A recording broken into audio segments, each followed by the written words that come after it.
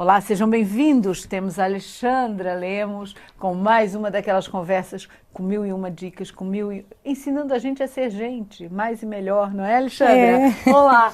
Então, o que temos aí? Temos um companheiro elefantinho hoje? Este elefante vai ser aqui o nosso companheiro para falarmos de uma metáfora e até reporta um caso real, que é a forma como, por exemplo, na Índia, condicionam o comportamento dos elefantes para depois os poderem controlar, não é? E guiar. E então vamos falar de questões que nos condicionam e os condicionamentos básicos aparecem já numa fase muito primária da nossa vida, na fase da infância, não é? Devido à nossa educação, à cultura, à família. Aos nãos todos. Aos nãos todos que nós recebemos.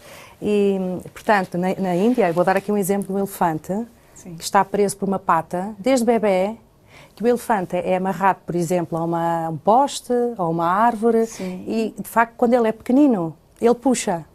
E como se sente preso, não é? Começa a perceber e a instalar a crença de que não consegue, não pode. Portanto, está preso por uma pata e, à medida que vai crescendo, vai também sentindo esta corda, não é? Que os tratadores colocam, e acontece que no estado adulto até poderia, com a sua força, né? Fugir. arrebentar e fugir, e não, ficou condicionado desde criança que não há possibilidade, que não pode, que não é capaz. E, portanto, sempre que sente o estímulo de uma pata presa, ele obedece e fica onde está.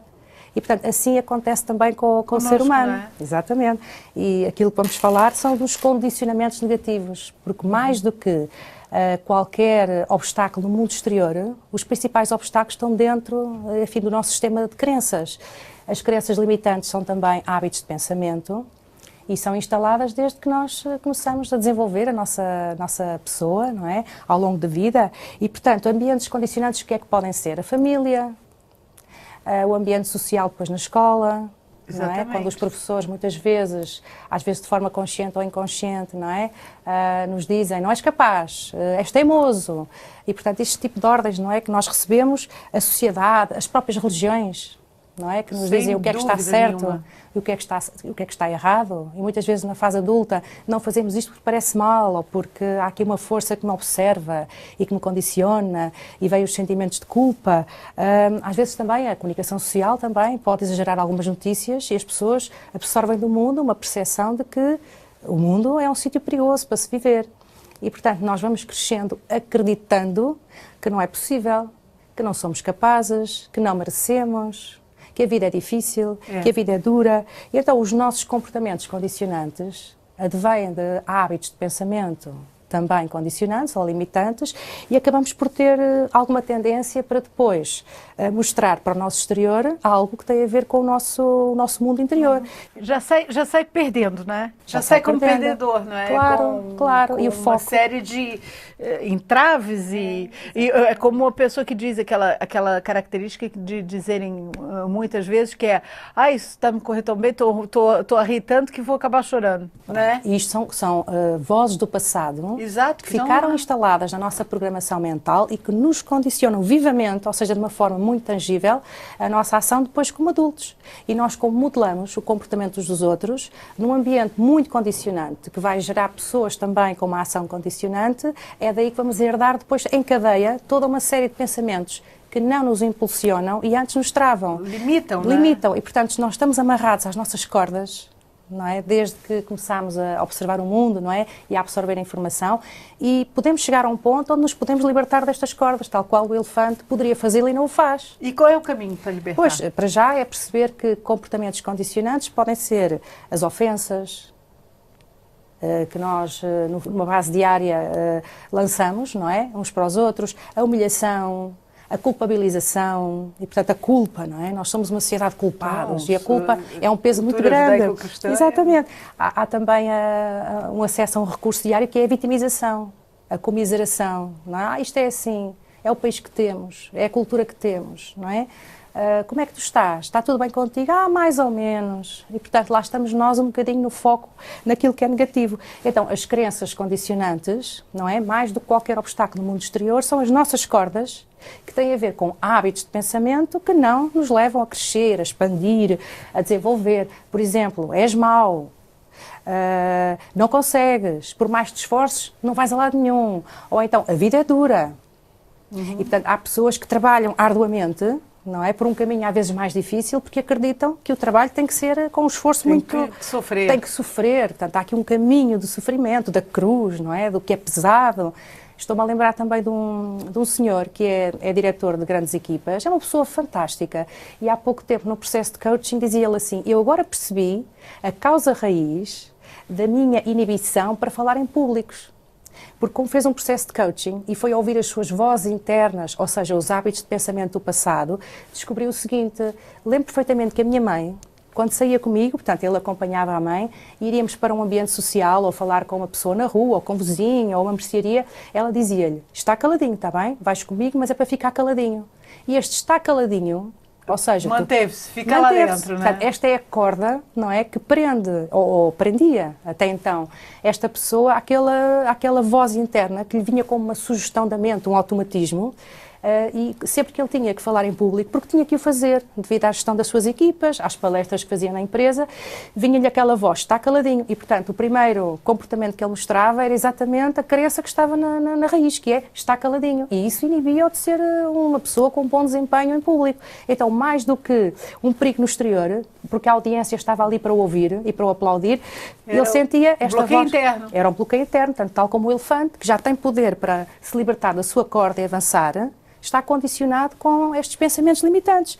E, portanto, o que é que ele instalava nele? Não valho, vou falar e não vou ser apreciado, e se calhar mais vale estar caladinho. Portanto, a nossa mente, e é isto que vamos falar também, a mente é o que mais nos condiciona. E quando nós aprendemos, tal qual o cavaleiro aprende a dominar o seu cavalo, a dominar a nossa mente, nós libertarmos destas grilhetas. Mas a gente tem que fazer o quê? Questionar, mas eu estou com medo de falar em público, por quê? Exatamente, a primeira questão é mesmo isto. Primeiro, perceber que a mente é um automatismo. Ela não sabe aquilo que é melhor para nós. E, portanto, há aqui uma pergunta que eu diria que é uma pergunta libertadora. E as pessoas, às vezes, não crescem ou não se desenvolvem porque não estão habituadas a autoquestionar-se, a entrar para dentro, não é, dos seus processos mentais, daquilo que é a qualidade dos seus pensamentos. E quando nós mudamos a qualidade dos nossos pensamentos, mudamos a qualidade da nossa vida. Então tudo começa com um pensamento primordial sobre nós próprios: quem é que eu sou, o que é que me impulsiona, o que é que me limita, que é para nós nos libertarmos de algumas cordas que nos foram postas, que nós aceitamos como verdades absolutas e que neste momento da minha vida já não me servem o meu propósito. Então temos que abandonar carga que não interessa. Ok? E, portanto, como a mente não pensa, ela apenas sugere aquilo que foi registando, eu diria que temos que ir aos nossos softwares e eliminar algumas viroses. Não é? Porque, de facto, quando a gente semeia trigo, colhe trigo. Quando semeia erva daninha, erva daninha. Então, o que é que nós podemos instalar? Um pensamento, para já, que é mudar de pensamento para mudar os meus comportamentos e os meus hábitos na vida. É possível. Então, o primeiro passo: observar, não é, este processo mental. Então temos que começar por parar e observar. Muitas vezes não o fazemos porque a vida é um corre-corre. Andamos todos a correr para onde? Para a morte. Exatamente, que nem sabe direito por que está, qual é o propósito. Qual é o propósito? Porquê é que o coaching funciona? Porque permite um espaço de partilha de informação entre um coach e um coachee, no qual o coachee vai ponderar exatamente o que é que lhe serve e o faz crescer e expandir, e o que é que já não lhe serve. Então, o coaching é aquele espaço onde a pessoa pode, de facto, parar este ritmo frenético da nossa vida e começar a perceber onde é que está e para onde é que quer ir. O que é que o prende ao passado e é algo que já não serve à data de hoje para a sua melhor versão, e o que é que o faz brilhar, o que é que o faz expandir, o que é que o faz crescer e fazer crescer outros. A liderança tem a ver com isso, a capacidade de desenvolver nos outros. E, portanto, primeiro, observar as sugestões da mente. Quando nós nos colocamos a partir da nossa consciência, observando naquilo a que nós chamamos a metaposição, que é para além da nossa cabeça. Perspectivar, não é? Perspectivar, exatamente. Cima da montanha a visão é maior, não é? É maior, exatamente. E se nós não tivéssemos consciência, que é o nosso eu maior, nem sequer saberíamos que tínhamos mente. Então nós estamos dotados da capacidade de parar para observar o mecanismo fantástico que é a mente e que só tem que ser disciplinada, não é? Tem que ser, no fundo, controlada e dirigida. E a seguir fazemos uma pergunta-chave. E a pergunta é, Heloísa, isto beneficia-me? Pensar assim? Esta corda que me prende a algo limitante, a algo condicionante, Exato. É benéfico para mim? Esta é uma pergunta muito curiosa e nós podemos fazê-la interiormente, porque é uma conversa de mim para mim. E se a resposta for não, ora bem, tenho que agir em conformidade. Se não me beneficia, eu posso descartar. este pensamento, não é? Então, rejeitar esta sugestão da mente para neutralizar este efeito nefasto, que é algo que me trava. Claro. E de uma forma sempre ecológica, ou seja, sempre pensar de outra forma para que, para mim, seja positivo, mas também para os demais, que não seja negativo para os demais. Então, o impacto sistémico tem que ser positivo para todos, não é? Exato. Todos que são afetados por essa nova forma de pensar. E a seguir, o que é que nós podemos fazer para treinar e para instalar ou para aceitar um novo pensamento que acaba por ser uma sugestão da mente? É afirmações positivas. Eu quero, eu posso, eu consigo, sou perfeito. Os limites são aqueles que eu me coloco e, portanto, não há limites, a não ser dentro da minha cabeça, não é? Como se costuma dizer. Até há um ditado muito interessante que diz assim: não sabendo que era impossível, foi lá e fez. Não é? Exato. E, portanto, quando nós partimos para uma ação carregados das nossas cordas, a ação está à partida posta em causa.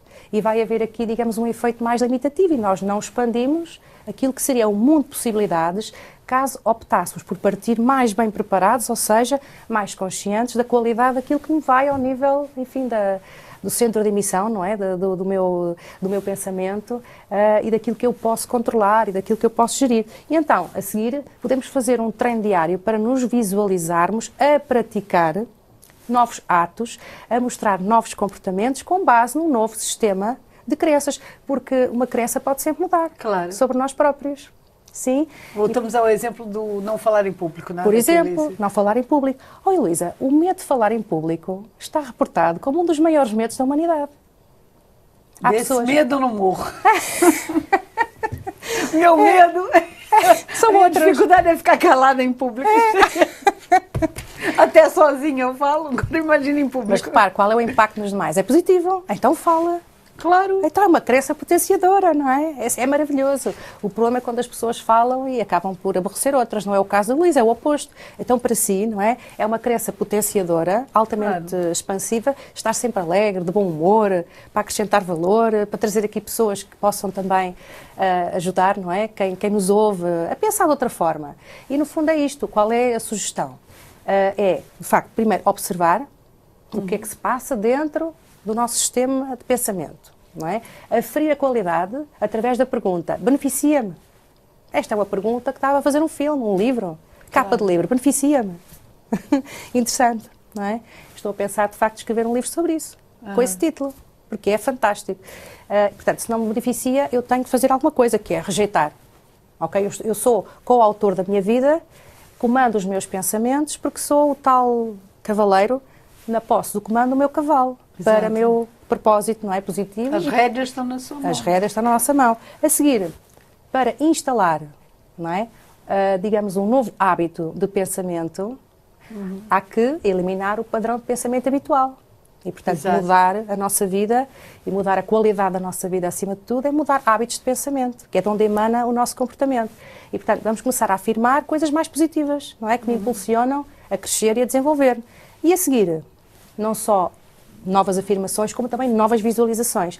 E quando se fala em visualização, fala-se em sentir, não é? Em estar lá, a ir ao futuro, porque nós temos a capacidade de projetar o nosso futuro da forma que nós queremos que seja e não da forma que os outros querem que seja. Não há pior câmara de horrores do que nós, com os nossos planos, não é, estabelecidos, a vermos as nossas metas lá ao fundo e de repente temos que passar por todo um sistema que nos vai tentar tirar energia, não é? Exato, puxar o tapete, vai-nos tentar vacilar, colocar as cordas. Quem é que são dos primeiros, às vezes, no fundo, tentar encastrar a nossa melhor ideia sobre nós próprios? A família, às vezes a sociedade, depois temos os pseudo-amigos, depois temos os pseudo-amigos é ótimo. Depois temos os pessimistas. Exatamente. Depois temos a culpa como um arquétipo forte, não é? Eu se calhar estou a fazer algo e não devia, não é? Porque há aqui sentimentos de culpa inculcados já desde criança. Então isso está-me a correr tão bem que há de começar a correr mal. Exatamente, e portanto daí a termos um pensamento mitológico, não é? Com base no medo é um instante. Então, mais do que o mundo lá fora que nos limita, é o mundo interior que nos limita. E então, tal e qual como um elefante, não é? Que chega gigantesco, que tem todo o poder dentro dele, não é? Para se libertar das cordas, mas mantém-se preso, porque acredita que não pode. E, portanto, se eu acredito que não posso, não posso. Exato. E a ideia é as pessoas, para se desenvolverem, para melhorarem, para evoluírem, para se expandirem. Olha, para serem felizes, Heloísa. Exatamente. Acima de tudo, em vez de andarem à procura da felicidade no mundo exterior e na materialidade, é fazerem uma introspectiva e perceberem se estão como o elefante, ainda limitados por velhas cordas, ou se estão disponíveis. E não é, e quando a gente fala corda, pensa uma corda para prender o elefante, é uma corda que segura um barco. Não, no caso é uma corrente que segura um cão. É uma pequenino. Exatamente. E, portanto, como ficou estimulado que aquilo tem uma causa e um efeito, se eu estou preso, logo não posso, ele vai crescendo. Exatamente. Não é? E à medida que cresce, não amplia também a possibilidade de arrebentar uma corda simples. Basta sentir a corda, já está. E o ser humano, no fundo... É um bocado assim, é um bocado Anda assim. muita gente aí com cordas imaginárias nos pés, não é? Exatamente, Heloísa. Obrigada, Alexandra. Obrigada, Heloísa.